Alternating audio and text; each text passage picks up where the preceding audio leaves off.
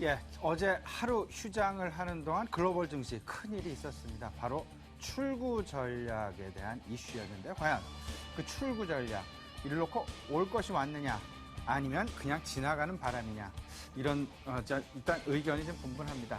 다시 한번 이 대목에서 출구 전략 재점검해보는 시간 가져보도록 하겠습니다. 일단 QE 축소, 너무나 기정사실화가 돼 있는 부분, 9월 임박설 지금 시장 내 중심에 자리를 하고 있습니다. 문제는요, 규모다라는 그런 생각 좀 가져봅니다. 하지만 그 반대편, 중국 유로존에 대한 기대감 일단 있습니다. 하지만 출구 전략이 바로 시행이 된다면 그 기대감은 일시적으로 회색될 가능성 분명히 있다라는 것. 아직 명확하게 양 진영에서의 어떤 그 경제 지표, 나오는 경제 지표들의 방향성, 그 일관적인 방향을 보이고 있지는 않습니다. 시장은 일단 긍정적인 방향으로 해석을 많이 하려는 그런 노력 보이고는 있지만 반면에 그렇지 않은 부분도 있다는 것 꼭 좀 염두에 두셔야 되겠습니다. 일단 시장 밸류에이션의 회귀 과정으로 지금 판단이 되고 있습니다. 하지만 더 중요한 것 뭐니 해도 QE 축소라는 그 불확실성, 그 규모라는 부분에 있어서의 불확실성, 이 부분에 따라서 일시적으로 지금 당분간은 좀 보수적인 견지 유지하시는 게 좋겠다, 좀 말씀을 좀 드려보겠습니다. 오늘 일단은 낙폭을 상당 부분 축소하고 있는 그런 양상 나타나고 있습니다. 그래도 조금은 더 보수적인 견지에서 시장 관점 이어나가시면 어떨까 말씀드려봅니다. 일단 한 가지씩 짚어보도록 하겠습니다. QE 축소 재점검 좀 해봐야 되겠습니다. 9월 시장 미국에 있어서 이슈 크게 두 가지가 있습니다. 분명히 확인, 그리고 분명히 기억을 해 놓으셔야 될 이슈일 텐데요. 첫 번째는 9월 말에 있을 FOMC 회의. FOMC 회의에서 출구 전략과 관련된 언급 가능성이 시장 대부분의 대다수의 전문가들이 전망을 하고 있다는 것 꼭 생각을 하시고요.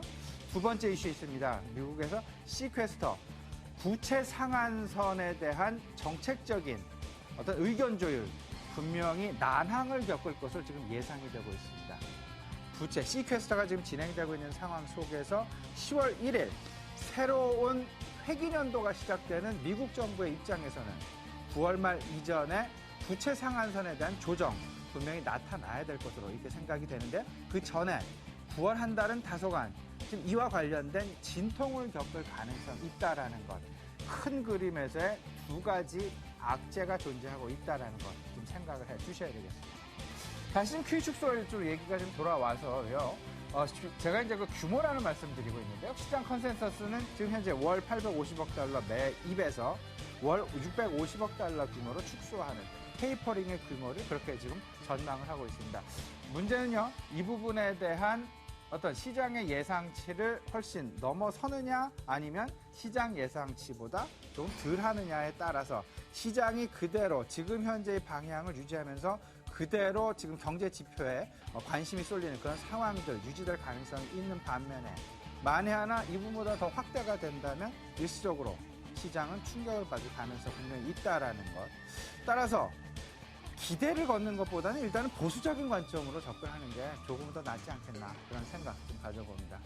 이런 상황들 속에서 지난 어제 나왔던 물가 상승률 그리고 생산자 지표, 일단 물가 상승이 최대 변수라는 그런 생각 많이 듭니다. 최근 지난 한 달 동안 국제 유가 약 한 12% 정도 상승하는 그런 모습을 보였습니다.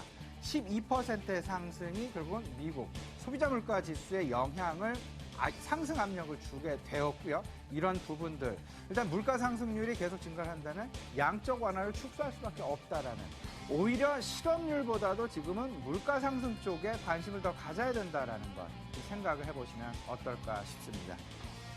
다음, 최근에 기대를 걸고 있는 부분 얘기를 좀 해보죠. 중국과 유로존에 대한 기대 분명히 있는 것이 사실입니다. 유로존, 우리 쉬는 사이에 GDP 발표가 있었죠. GDP, 시장의 전망치 0.2%의 상승, 하지만 발표치는 0.3%의 상승, 시장의 기대치를 넘어서는 그런 상승이 또 한 가지였고요.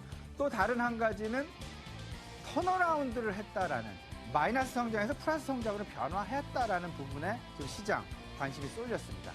근데 하지만 유로존, 유로존의 어떤 그 주가의 움직임은 그 부분보다는 미국의 출구 전략에 조금은 더 민감하게 반응을 하면서 낙폭이 커지게 나타났다라는 점.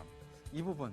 오늘 조금 좀 우리 시장의 향방은, 모습은 지난 이틀간 글로벌 증시의 모습과는 조금 좀 다른 모습이 아닌가라는 그런 생각. 왜 그럴까? 잠시 후 이제 홍수표 부장과 얘기를 좀 나눠볼 텐데요. 이 부분 저희가 계속 함께 하시면서 생각을 해보셨으면 어떨까 싶습니다. 경제지표에 대한 방향성, 유로존에 대한 경제지표, 중국에 대한 경제지표. 일단은 좀 엇갈리는 그런 상황들 나타나고 있습니다. 아직까지는요. 이 기준선을 상향 돌파했다라는 그런 부분에 대한 기대감. 과연 그 부분이 얼마나 확신을 가질 수 있을지 약간은 좀 의문이 가는 그런 부분이 있다라는 걸 생각을 해봅니다. 유로존은 그렇고요. 중국. 과연 이제 그 7% 성장에 대한 연착륙 기대감. 이 기대감에 대한 연속성이 과연 지금 현재 시장에서의 관건이다라는 것. 오늘 시장에서의 다소간의 우리 시장 낙폭 축소, 약보합으로 축소하는 그런 의미, 배경, 어찌 보면 중국 상해 증시의 큰 폭 상승에서도 지금 그 배경이 있죠. 주요 배경을 찾을 수 있지 않나 이런 생각인데요. 중국과 매우 밀접한 우리 시장. 근데 지금 그 부분, 중국의 상승폭에 대비해서는 우리 시장의 지금 모습은 그다지 그렇게 긍정적이지 않다라는 것도 제 개인적인 판단입니다만은 다소간 좀 보수적인 견지에서 시장 바라보는 게 좋겠다라고 말씀을 좀 드려보겠습니다.